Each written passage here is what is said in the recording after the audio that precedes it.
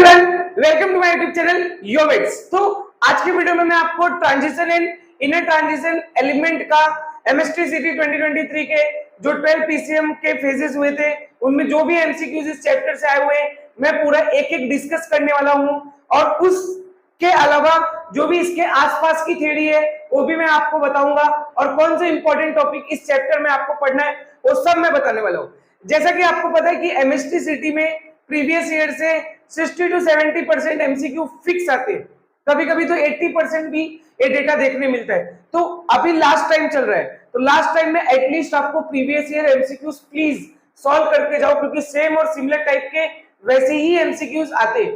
Sir ये chapter तो ठीक है, बाकी के चैप्टर का क्या? हम योमिट्स की तरफ से केमिस्ट्री का आरंभ सीरीज चला रहे हैं।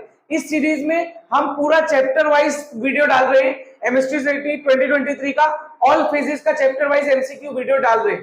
तो आप देखोगे तो हमने सॉलिड स्टेट से लेके ग्रुप 16, 17, 18 एलिमेंट सारा वीडियो डाल के रखा है। अगर आपको देखना है तो आप प्लेलिस्ट में विजिट करो और एमसीक्यू सॉल्व करो, आपको डेफिनेटली प्रॉफिट होगा। सर आगे के चैप्टर बहुत ही कम टाइम बचा है, आगे के भी चैप्टर आपके 5-10 दिन के अंदर ही हम सारे के सारे चैप्टर पूरे अपलोड कर देंगे।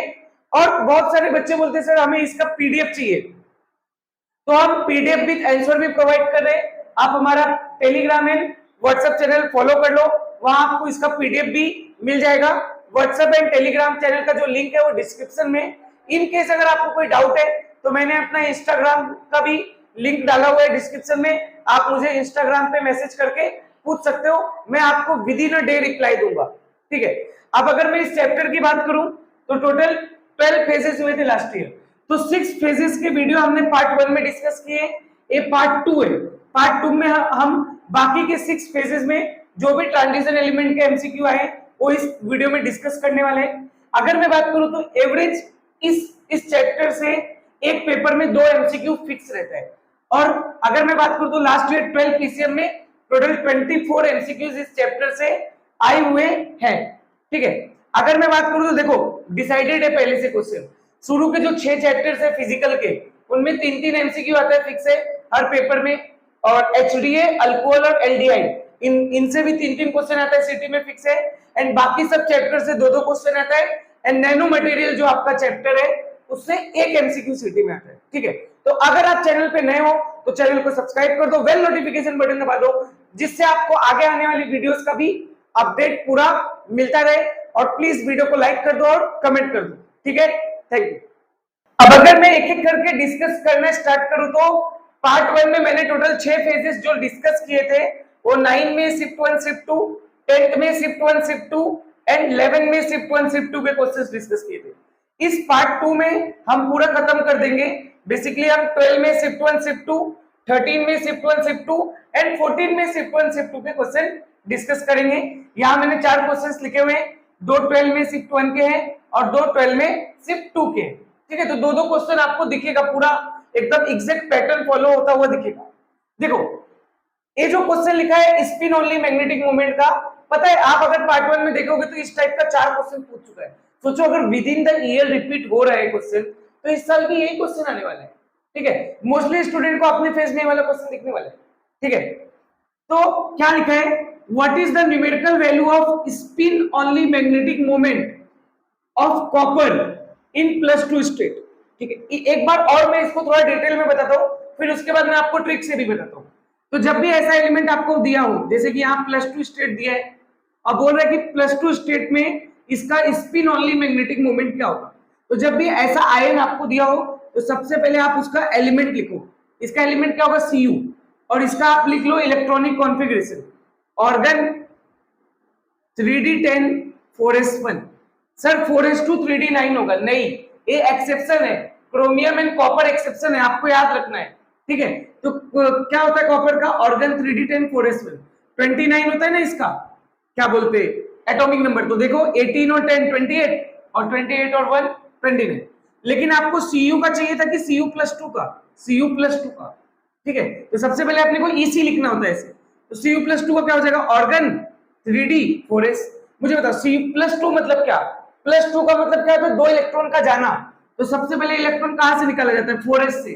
ठीक है, 4s का एनर्जी कम होता है, तो सबसे पहले इलेक्ट्रॉन 4s से निकाला जाता है, तो 4s में से एक इलेक्ट्रॉन निकाल लिया, क्योंकि टोटल 2 निकालना है, तो एक निकाल लिया। क्या अभी भी एक और निकालना है, तो वो कहां से निकालेंगे, डी से निकालेंगे, तो 3d9। समझा क्या?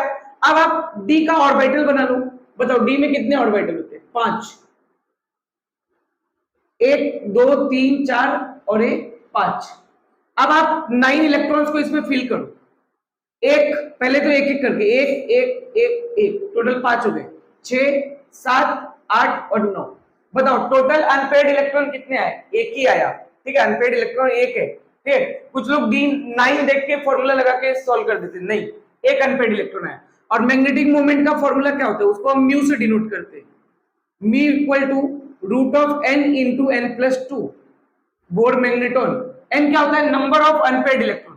कितना अनपेड इलेक्ट्रॉन है इधर? 1, तो 1 इंटू 1 प्लस 2 मतलब कि √3 मतलब कितना? 1.73। मतलब कौन सा ऑप्शन राइट होगा? देखो ऑप्शन बी। समझा क्या आपको? बहुत ही इजी क्वेश्चन है। अब आप इसका ट्रिक ध्यान रख लो। डायरेक्ट ट्रिक क्या बोलता है?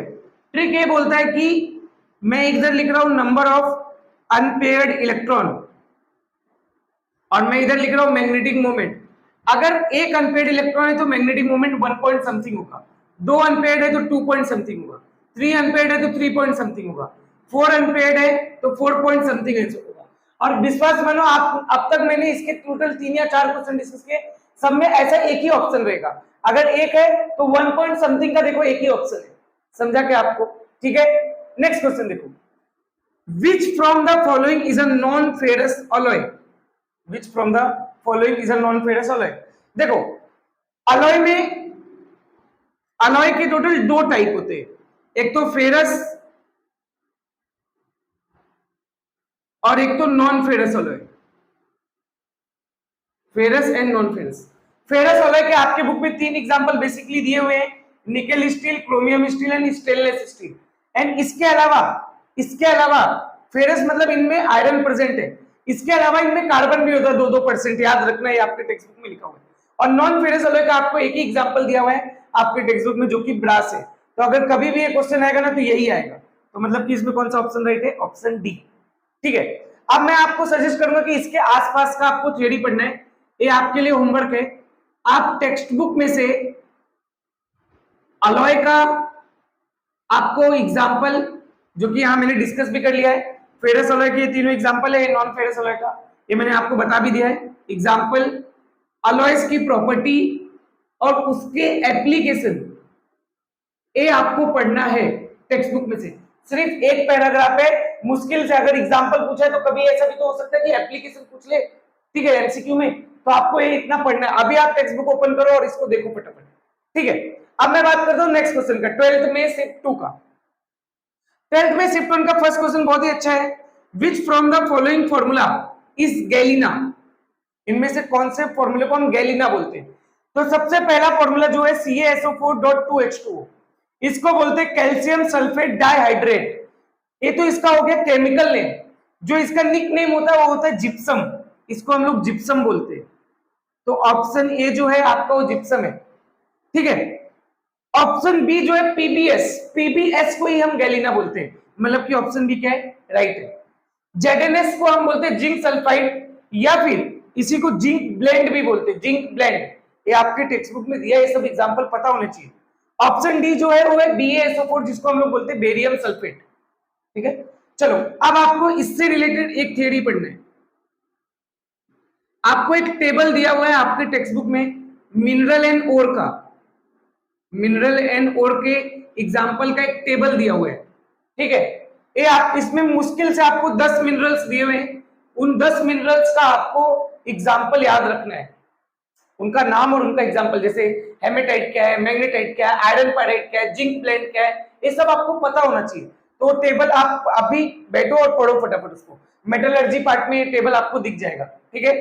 नेक्स्ट क्वेश्चन देखो, what is the position of copper in long form of periodic table? पता है एलिमेंट का लोकेशन और किसी भी पूरा सीरीज का लोकेशन का एक तीसरा क्वेश्चन है। इसके पहले पार्ट में भी मैंने इस तरीके के 2 क्वेश्चन पढ़ाए, तो आपको डी ब्लॉक और एफ ब्लॉक के एलिमेंट पूरा रट्टा होना चाहिए। सर एफ ब्लॉक का एलिमेंट रट्टा नहीं होता। आप पार्ट 1 का वीडियो देखना, मैंने उसमें एफ ब्लॉक में लेंथेनॉइड एक्टिनॉइड दोनों का मैंने शॉर्टकट लिखा है और उसको कैसे रटना है वो भी मैंने सिखाया है, तो आप पार्ट 1 में वो रट लेना। और डी ब्लॉक का तो रट्टा रहता ही है, एटलीस्ट आपको 3D सीरीज रट्टा होना चाहिए।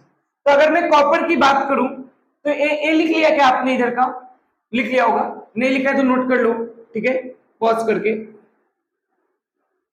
तो ये आपसे कॉपर का लोकेशन पूछ रहा है, तो पहले तो आप कॉपर वाली सीरीज लिखो, 3D सीरीज। 3D जो सीरीज होता है, एलिमेंट्स किस में आते हैं, फोर्थ पीरियड में आते हैं। किस पीरियड में आते हैं, फोर्थ पीरियड। क्या नाम है इनका, scandium, titanium, vanadium, chromium, manganese, iron, cobalt, nickel, copper और जिंक। ये है 3D सीरीज के एलिमेंट फोर्थ पीरियड के। 21 से स्टार्ट होता है, 30 तक जाता है। अगर इनके ग्रुप की बात करें तो third group, fourth group, fifth, six, 7, 8, 9, 10th, 11th and 12th एक ग्रुप हो गया। तो अगर आपको एलिमेंट का नाम रखता है तो आपको ऐसे क्वेश्चन कभी गलत नहीं होंगे। और विश्वास मानो पोजीशन का भी ये तीसरा क्वेश्चन है।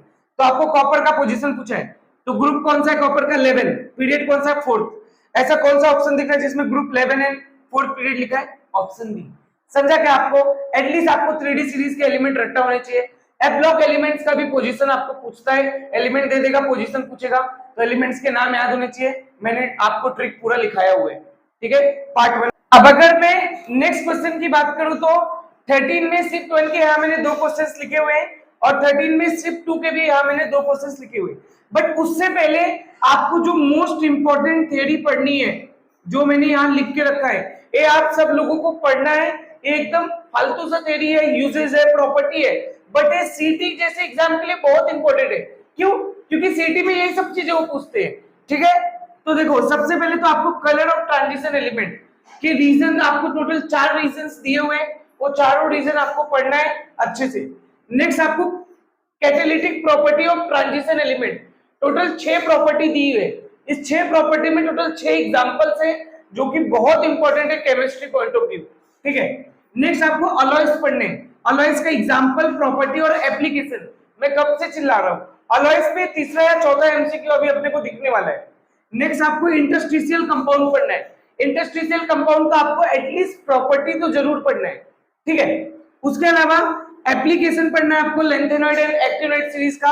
एप्लीकेशन से भी एक एमसीक्यू पार्ट 1 में मैंने दिखाया था, तो एक एक पैराग्राफ का एप्लीकेशन है, प्लीज पढ़ लेना।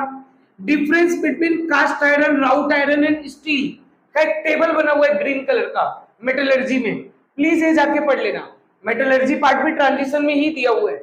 नेक्स्ट आपको similarity and difference between lanthanoid and actinoid, ये भी आपको पढ़ना है। उसके अलावा डी ब्लॉक एलिमेंट, ए ब्लॉक एलिमेंट्स के नाम याद होने चाहिए। पार्ट 1 में मैंने उनके शॉर्टकट्स भी बताए, तो आप वो रट्टा मार सकते हो, याद कर सकते हो। इसके अलावा एक चीज मैंने और बोला था कि आपको मिनरल्स और ओर का फॉर्मूला याद रखना है, ठीक है। तो सारे मिनरल्स के फॉर्मूले, हेमेटाइट क्या होता है, मैग्नेटाइट क्या होता है, आयरन पायराइट क्या होता है, सीडेराइट क्या होता है, जिंक ब्लेंड क्या होता है, ये सब का फॉर्मूला आपको पता होना चाहिए।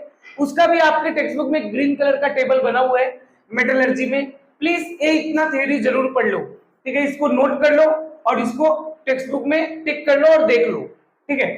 चलो, ये तो मैं बता दिया आपको। नेक्स्ट देखो, अब क्वेश्चन डिस्कस करते, बहुत ही इजी क्वेश्चन है। विच from the following elements exhibit ferromagnetism property. देखो, अगर मैं बोलूं तो डी ब्लॉक में 3 ही एलिमेंट है जो फेरोमैग्नेटिक मटेरियल है या फेरोमैग्नेटिज्म शो करते हैं, उनका नाम है फेकोनी। ऐसे याद रखो, फेकोनी, फेकोनी, ठीक है। यही फेरोमैग्नेटिक प्रॉपर्टी शो करते हैं। तो आप देखो, इनमें से कोई है क्या इसमें, ध्यान से देखोगे तो कोबाल्ट इस क्वेश्चन में ऑप्शन भी है, मतलब कि ऑप्शन बी क्या है, राइट है। समझा क्या, तो रट्टा मार लो फेकोनी। Next, which from the following alloys is used to make statues. Statue बनाने के लिए कौन सा अलॉय यूज होता है, स्टैचू हो गया, या फिर आप मेडल्स वगैरह देखते हो ना, ब्रॉन्ज मेडल सुना रहेगा आपने, जो 3rd प्राइज जिसको मिलता है उसको ब्रॉन्ज मेडल मिलता है। तो बेसिकली स्टैचू, मेडल्स, ये सब बनाने के लिए हम कौन सा अलॉय यूज करते हैं, ब्रॉन्ज का। इसीलिए मैं आपको बोल रहा हूँ, देखो इसके पहले वाले पार्ट में एक एग्जाम्पल पूछा था अलॉय का, अब देखो आप उसका एप्लीकेशन पूछ रहे हैं। तो अलॉय बहुत इंपॉर्टेंट है, थियरी उसका रट्टा मार लो, ठीक है। और ब्रॉन्ज बताओ किससे, कौन कौन से मेटल से मिलके बनता है, ब्रॉन्ज किससे किससे मिलके बनता है, कॉपर से एंड टीन से। एसएन को हम लोग टीन बोलते हैं, स्टेनम, स्टेनम को हम टीन भी बोलते हैं। कॉपर एंड टीन से मिलके ब्रॉन्ज अपना बनता है, ठीक है, समझा क्या? बहुत ही इजी क्वेश्चन है। Next, what is the number of elements present in each series of transition element? मतलब एक सीरीज में कितने एलिमेंट होते हैं आपको भी पता है, चाहे आप 3D सीरीज लो चाहे 4D सीरीज लो, सब में कितने कितने एलिमेंट है, 10 एलिमेंट है। और अगर आपको ऐसे नहीं सोच पा रहे तो ऐसे सोचो ना, डी ब्लॉक के टोटल कितने ग्रुप, 10 ग्रुप, मतलब एक लाइन में कितने एलिमेंट होंगे, 10 होंगे। तो कौन सा ऑप्शन राइट होगा? Option B. समझा क्या आपको? बहुत ही इजी क्वेश्चन है। नेक्स्ट देखो, which from the following series of elements is correctly arranged according to the decreasing order of ionization enthalpy? आपको आयनाइजेशन इंथैल्पी का करेक्ट ऑर्डर पूछ रहा है, बताओ। अलोंग द पीरियड क्या होता है? अलोंग द पीरियड जैसे जैसे आप लेफ्ट टू राइट जाओगे, अलोंग द पीरियड आप लेफ्ट टू राइट जाओगे ना, तो आपका जो आयनाइजेशन इंथैल्पी होता है वो बढ़ता है, ठीक है। बट हाँ, डी ब्लॉक में भी ये चीजें राइट है, बट थोड़ा सा इरेगुलरिटी रहती है। तो बताओ, सबसे अलोंग द पीरियड सबसे आगे कौन है? जिंक, फिर आयरन, फिर क्रोमियम, और सबसे पहले कौन है? स्कैंडियम। मतलब कि ऑप्शन ए राइट होगा। अच्छा, अगर आपको याद नहीं हो रहा है ना, फिर भी आप इसमें ऑप्शन भी एलिमिनेट कर सकते हो। मुझे बताओ, क्या जिंक कोई ट्रांजिशन एलिमेंट है? नहीं, जिंक ट्रांजिशन एलिमेंट नहीं है, ना जिंक, ना कैडमियम, ना मर्क्यूरी। क्यों? क्योंकि इनका डी सबसेल फुलफिल होता है, जबकि बाकी एलिमेंट्स का डी सबसेल फुलफिल नहीं रहता। तो अगर इसका डी सबसेल फुलफिल है तो क्या इलेक्ट्रॉन निकालने के लिए बहुत ज्यादा एनर्जी देना पड़ेगा, मतलब आयनाइजेशन एनर्जी सबसे हाई किसका होगा? जिंक का। और आप देखोगे सिर्फ एक ही ऑप्शन में जिंक सबसे आगे है, जो कि ऑप्शन ए में। तो आप ऐसे सोच के भी इसको टिक कर सकते हो, समझा क्या? अब अगर आपसे मैं 14 में शिफ्ट 1 एंड 14 में शिफ्ट 2 के मैंने क्वेश्चंस लिखे हुए हैं, 2 क्वेश्चन इसके भी और 2 क्वेश्चन इसके भी। तो अगर मैं इस क्वेश्चन की बात करूं तो बहुत ही इजी क्वेश्चन है। देखो, अभी मैं आपको बोल रहा था कि प्लीज थ्योरी पढ़ना, कैटालिटिक प्रॉपर्टी वाली थ्योरी जरूर पढ़ना। 6 प्रॉपर्टी है, ध्यान से देखो, एक कैटालिटिक प्रॉपर्टी की थ्योरी से है। मतलब जितना मैंने आपको पढ़ने को बोला है और जितना मैंने एमसीक्यू कराया, अगर आपने इतना कर लिया तो डी ब्लॉक के आपके 2 एमसीक्यू गारंटेड 100% राइट हो जाएंगे, ठीक है, वो भी 40 मिनट में। 20 मिनट का फर्स्ट वीडियो था, 20-25 मिनट का, और सेकंड वीडियो भी मुश्किल से 25 मिनट का ही रहेगा, 40-50 मिनट का। Which from the following catalyst is used in decomposition of A? Actually KClO3 है, ठीक है, हाँ, decomposition of KClO3, ठीक है। तो इनमें से कौन सा कैटलिस्ट डीकंपोजिशन ऑफ KClO3 के लिए यूज होगा, ठीक है। तो ये आपको देखना है। तो देखो, टोटल 6 प्रॉपर्टी है, तो जिनमें से 4 कैटलिस्ट यहाँ दिए भी हुए। पहला कैटलिस्ट है प्लेटिनाइज एस्बेस्टोस। ये जो कैटलिस्ट है इसका हम यूज करते हैं SO2 प्लस O2 को कन्वर्ट करता है SO3 में, तो इसमें हम लोग यही यूज करते हैं, पहला वाला प्लेटिनाइज एस्बेस्टोस। इसको हम बोलते हैं कांटेक्ट प्रोसेस। तो ये भी आपको एमसीक्यू में आ सकता है। दूसरा कैटलिस्ट है Fe और क्रोमियम का। ये हम लोग यूज करते हैं CO प्लस वाटर को कन्वर्ट करता है, वाटर मतलब स्टीम, गैसेस फॉर्म में, उसको कन्वर्ट करता है CO2 प्लस H2 में, ठीक है, हाइड्रोजन गैस के प्रोडक्शन में वाला कैटलिस्ट। निकेल किस में यूज होता है? निकेल पता है किस में यूज होता है? अनसैचुरेटेड कंपाउंड को, अनसैचुरेटेड कंपाउंड को हाइड्रोजन ऐड करवा के सैचुरेटेड बना देता है, मतलब इनएडिबल ऑयल को फैट में कन्वर्ट कर देता है, एकदम सिंपल। तो मतलब कि ऑप्शन डी राइट है। डी जो है MnO2, MnO2 पता है किसके लिए यूज होता है? KClO3 के डीकंपोजिशन के लिए। क्या बनाता है? KCl प्लस O2, समझा क्या? मतलब कि ऑप्शन डी राइट है। तो अगर आपने कैटालिटिक प्रॉपर्टी पढ़ा था तो ये क्वेश्चन आपके लिए बहुत ही इजी है, आप सीधा राइट कर सकते हो। तो प्लीज 6 प्रॉपर्टी आप पढ़ लो, मैंने ऑलरेडी बताया क्या क्या पढ़ना है।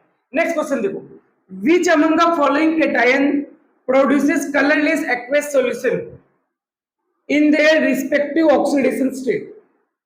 आपको बोल रहा है इनमें से कौन सा कैटायन है जो कलरलेस एक्वस सॉल्यूशन देगा। कलरलेस सॉल्यूशन पता है कौन सा कैटायन देगा?